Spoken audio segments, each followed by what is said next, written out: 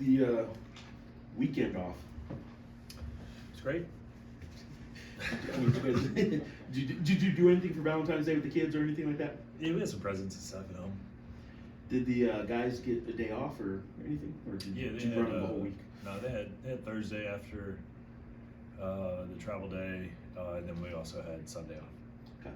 You guys are in a unique spot where there is, good or bad, there's one team that is an extreme outlier in this conference that is Air Force, and I'm curious how you prepare for a team that you beat as soundly as you beat them at their place. Just prepare the same way we do for every game. You see anything different with them, with their interim coach? Yeah, they're doing some things differently. A little less zone defense, a couple different actions.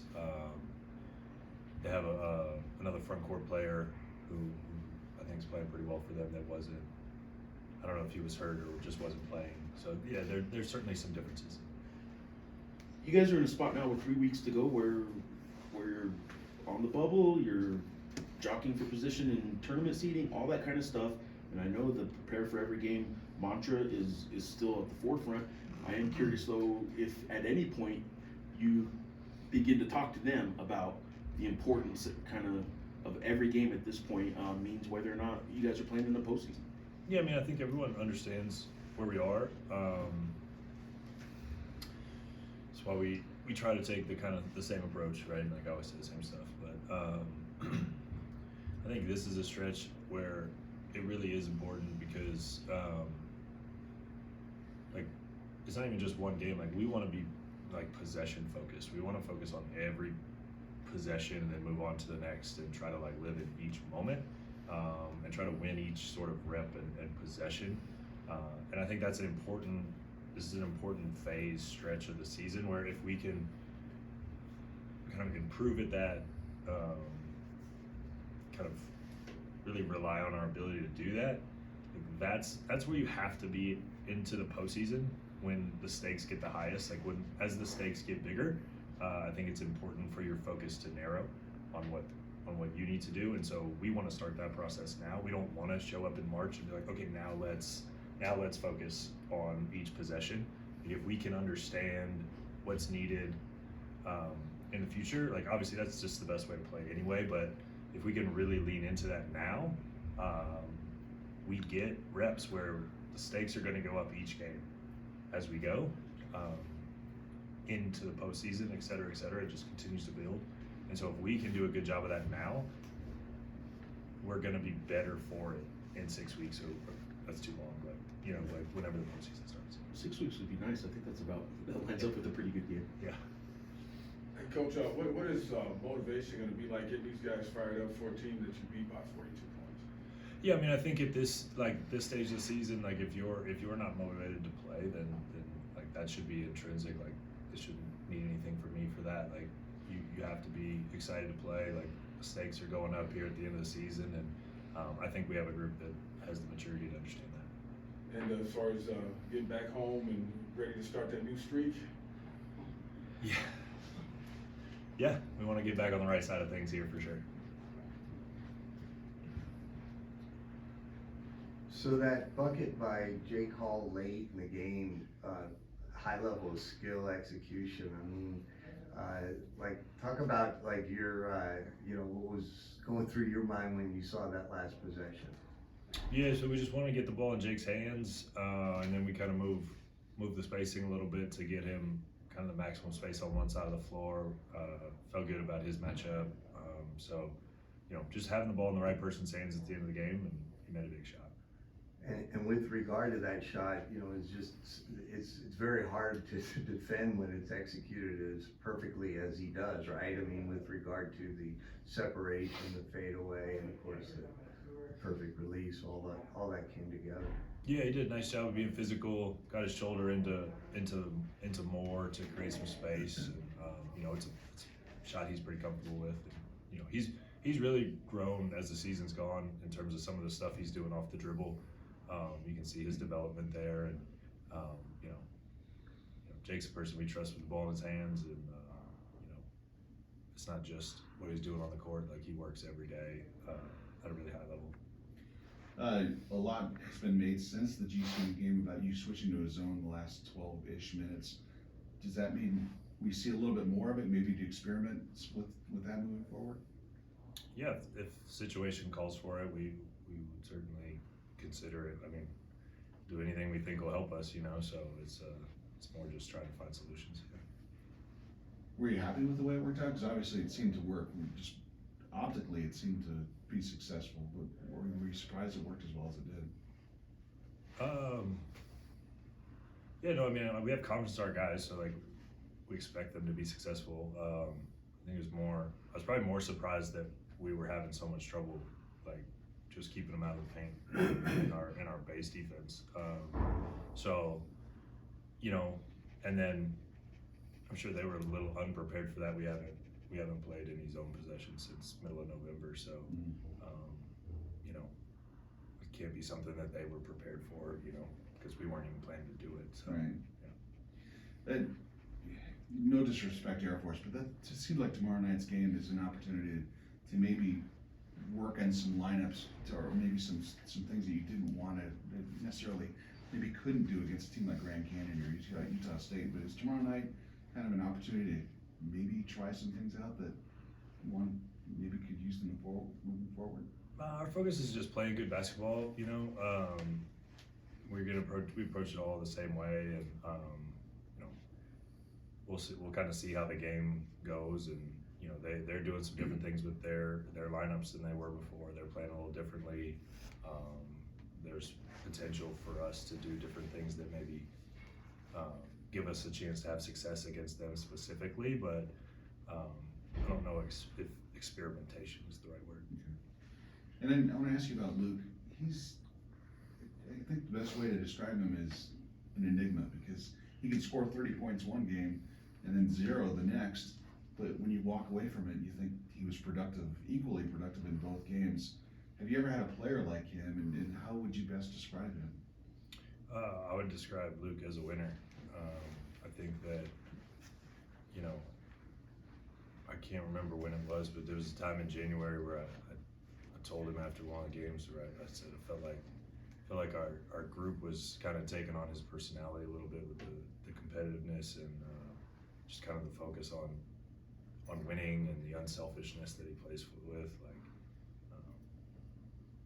yeah, it's hard to quantify the impact that Luke has on the court in the locker room, just because of you know, there's a lot of factors in today's college basketball landscape, and so if you can find guys like Luke that are solely focused on team success and winning, like it does a lot for your program.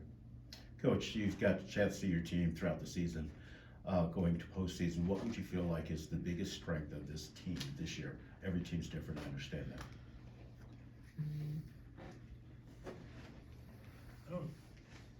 I'm not sure. That's a good question. Like, I think, I don't know that there's just one thing. I think maybe that says a little bit about the versatility of our group.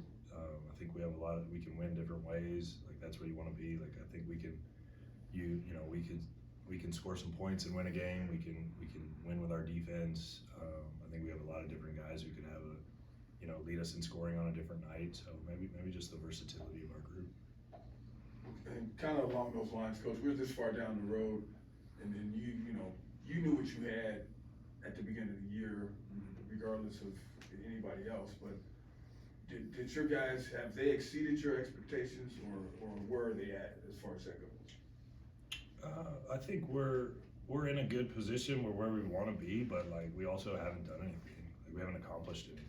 You know, we've played some good basketball. We've had some nights that weren't great. I think we're at a stage where we kind of know what the good version looks like, and we just want to make sure we try to put that on the floor as much as possible.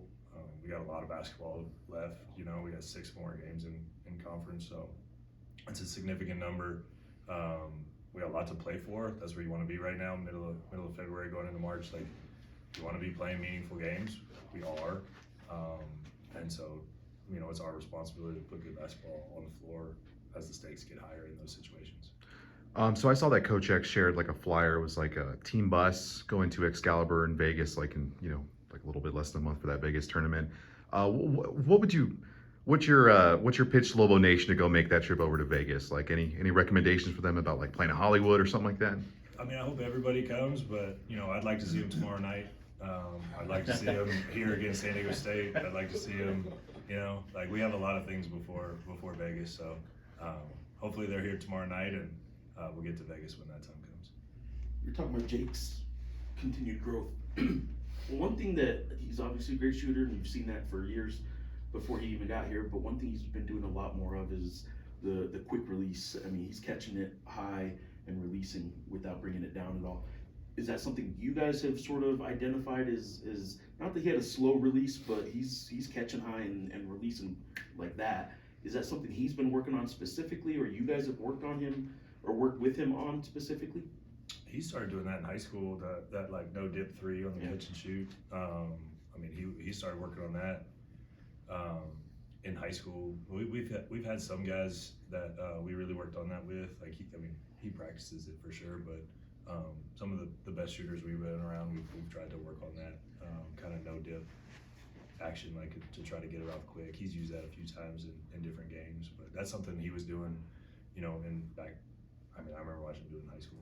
He seems last few games, it seems like he's done it, I think once a game or two of the last 3 games. I've seen at least a corner 3 where he's done that, and I'm curious if that's something that the point guards are talking about or identify or just know to maybe even throw it a little bit higher. They don't have to necessarily get it here so he brings it up. They can throw it kind of at his head and he can catch at his head and release. Is that something that you talk with the point guards or the other guards with? No, we're not talking to them about like trying to put it high or anything. Like I think if we just want to, on time, on target is what we talk about, and if it is a little high, he can deal with it. But no, that's not something we're working with the passers on at all. And is he still surprising you in any way? Not surprise isn't the right word, but is he still doing things that you haven't seen him do before? I mean, I think the area, like everybody, we're gonna talk about his shooting and his points, and right, but like the area where he's really grown and has exceeded expectations is the defensive side of the floor. Like he guards the ball, he's in the right spot a lot, he pursues on the glass, he plays with more physicality. Like he's grown defensively as much as anything. The offensive stuff is honestly like not that big a surprise. Like we expected him to be. I'm not saying this is exactly what we expected, but like we thought he would be a very impactful offensive player. And I think specifically for Jake, like the defensive growth is probably the area that I'm the proudest of with him, and I think has led to he's able to be out there in all the matchups. Like we're not worried about this person or that person, and our ability. I mean, some of that's our versatility around him too, but he's doing a great job defensively, both on the ball, off the ball, execution. Like there's still some things he can get better at, but that's the area that I think has been exceeded our expectations the most. After watching film, was Dayton's aggression, did he handle his aggressive attacking the rim the right way? He had some turnovers. Not all of them were while attacking, but I'm just curious what your assessment of Dayton's play was last Wednesday. Yeah, I thought Dayton played well. I mean, we want everybody to turn the ball over less. Like, we had some unforced ones, was stepping out of bounds in the corner twice. One was him, I think one was Chol early.